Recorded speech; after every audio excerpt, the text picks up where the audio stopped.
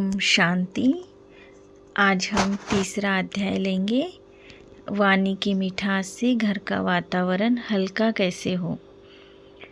पहले मुझे लगता था कि घर का माहौल चीज़ों से बदलता है, सजावट, सफाई, व्यवस्था, पर धीरे धीरे समझ आया कि घर का असली माहौल वाणी से बनता है।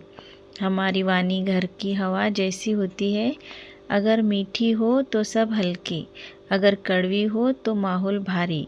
और सच यही है, तलवार का घाव भर जाता है पर शब्दों का नहीं। वाणी क्यों कड़वी हो जाती है?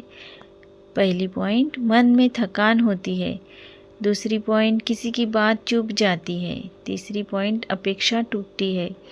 और चौथी पॉइंट, या हम जल्दी में जवाब दे देते हैं पर सामने वाला समझ नहीं पाता हमारी स्थिति क्या है, वह सिर्फ हमारा शब्द पकड़ लेता है। यही से टकराव शुरू हो जाता है। जब मैंने समझा, मैंने अपनी वाणी कैसे बदली। पहली पॉइंट, बोलने से पहले मन हल्का करना सीख लिया। अगर मन भारी है तो मैं तुरंत जवाब नहीं देती, बस 5-7 सेकंड गहरी सांस लेकर अपने मन को शांत करती हूँ। जैसे ही मन हल्का होता है, शब्द अपने आप मधुर हो जाते हैं।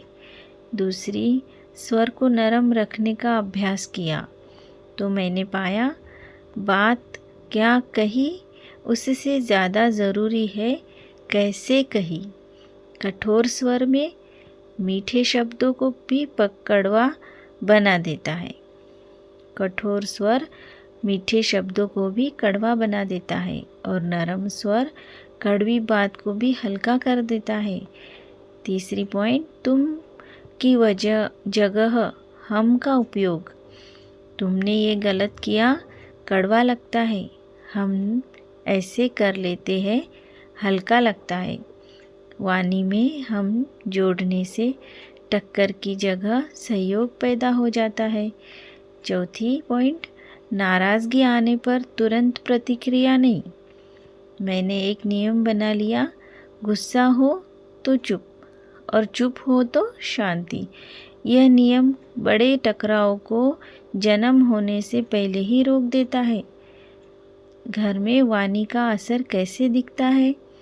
जब मैं हल्के शब्द बोलती हूँ तो घर का तनाव पिघलने लगता है। बच्चे पास आकर बात करने लगते हैं। तीसरी पॉइंट, बड़े लोग सहज हो जाते हैं, रिश्तों में मिठास बढ़ जाती है। चौथी पॉइंट, और सबसे अहम, मेरी अपनी आत्मा हल्की हो जाती है, क्योंकि जो वाणी हम बोलते हैं सबसे पहले उसका असर हम पर ही पड़ता है। एक सुंदर अनुभव जो मुझे हमेशा याद रहेगा। एक दिन घर में बहुत तनाव था। 2 लोग आपस में तेज़ आवाज़ में बोल रहे थे। पहले ऐसे होता तो मैं भी उस ऊर्जा में बह जाती थी, पर उस दिन मैं चुप रही। मैंने सिर्फ इतना कहा, चलो पहले थोड़ा पानी पी लेते हैं, फिर आराम से बात करेंगे। ये छोटे से हल्के शब्द पूरी स्थिति बदल गई। दोनों की आवाज़ धीमी पड़ गई, चेहरों की कठोरता नरम हो गई और कुछ ही मिनट में उसी जगह शांत संवाद शुरू हो गया। तभी मुझे एहसास हुआ, एक हल्का वाक्य पूरे घर की ऊर्जा बदल सकता है। अध्याय का सार है, पहली पॉइंट, वाणी से घर की हवा बनती है। दूसरी पॉइंट, मन हल्का, शब्द मीठे। तीसरी पॉइंट, स्वर बदलो, संबंध बदल जाएंगे। चौथी पॉइंट, हम बोलो, दूरी मिट जाएंगी। पांचवी पॉइंट, हल्का वाक्य तनाव को तुरंत पिघला देता है। यही है वाणी की वह कला जो घर को रूहानी, हल्का और शांत बना देती है।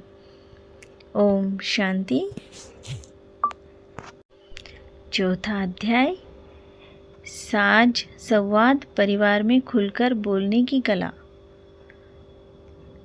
घर में ज़्यादातर गलतफहमियाँ किसने क्या किया से नहीं, बल्कि किसने क्या नहीं किया, इस वजह से पैदा होती है। जब बात दिल में दब जाती है तो संस्कार भारी हो जाते हैं और भारी संस्कार टकराव को जल्दी जन्म देते हैं। इसीलिए मैंने एक चीज़ सीखी, बात खुलकर करने से रिश्ते हल्के हो जाते हैं। बात दबाकर रखने से संस्कार टकराते हैं।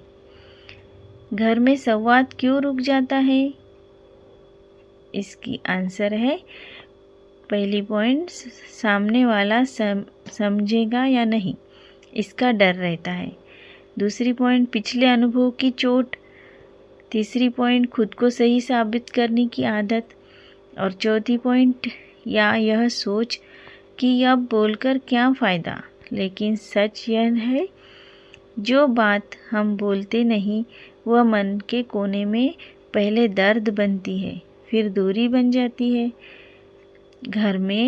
मैं घर में संवाद कैसे जीवित रखती हूँ? इसका आंसर है, एक बात सही समय पर करती हूँ। अगर सामने वाला थका है या तनाव में है, उस समय कोई भी बात सीधे दिल तक नहीं जाती। मैं समय देखकर बात करती हूँ, तभी बात असर करती है। दूसरी पॉइंट, मैं तुम की जगह मुझे ऐसा महसूस हुआ यह बोलती हूँ। तुम गलत थे, हमला लगता है, मुझे ऐसा लगा, समझ लगती है। इससे सामने वाला रक्षात्मक नहीं होता, बल्कि शांत होकर सुनता है। तीसरी पॉइंट, छोटी बातों को उस समय हल्का कर देती हूँ। हर बात पर चर्चा ज़रूरी नहीं होती। कुछ बातें पल भर की मुस्कान से भी हल्की हो जाती है। चौथी पॉइंट, मैं समझने के लिए सुनती हूँ, जवाब देने के लिए नहीं। जब मैं चुपचाप सुनती हूँ तो लोग अपने दिल की बातें अपने आप खोल देते हैं। यही से दूरी मिटती है। एक प्रैक्टिकल अनुभव जिसने मुझे बहुत बदल दिया। एक दिन घर में किसी ने नाराज़ होकर कहा, तुम मेरी बात ही नहीं समझती। पहले मैं तुरंत जवाब देती, तुम भी तो नहीं समझते। पर उस दिन मैंने बस पूछा, तुम्हें किस बात से सबसे ज़्यादा तकलीफ़ हुई? सवाल छोटा था, पर उसकी अंतरात्मा की गांठ खोल गया। वह कुछ देर चुप रहा, फिर धीरे से बोला, तुम व्यस्त रहती हो, कभी लगता है कि मैं तुम्हारी प्राथमिकता नहीं हूँ। उस पल मैंने महसूस किया, गुस्सा नहीं था, दर्द था। और दर्द बोलता है, गुस्सा सिर्फ आवाज़ बनकर निकलता है। जैसे ही मैंने उसकी भावना पकड़ ली, बात अपने आप हल्की हो गई। यही संवाद का चमत्कार है। अध्याय का सार है, पहली पॉइंट, संवाद हर रिश्ते की सांस है। सही समय पर सही स्वर में बात संस्कारों की टक्कर रोकती है। तीसरी पॉइंट, तुम की जगह मुझे ऐसा लगा रिश्तों को बचाता है। चौथी पॉइंट, सुना जाना भी एक गहरी हीलिंग है। पांचवी पॉइंट, भावना पकड़ो, शब्द नहीं। यही से दूरी पिघलती है। जब घर में संवाद शांत, सहज और सत्य होता है तो संस्कार टकराते नहीं, एक दूसरे को समझने की शक्ति बन जाते हैं। ओम शांति।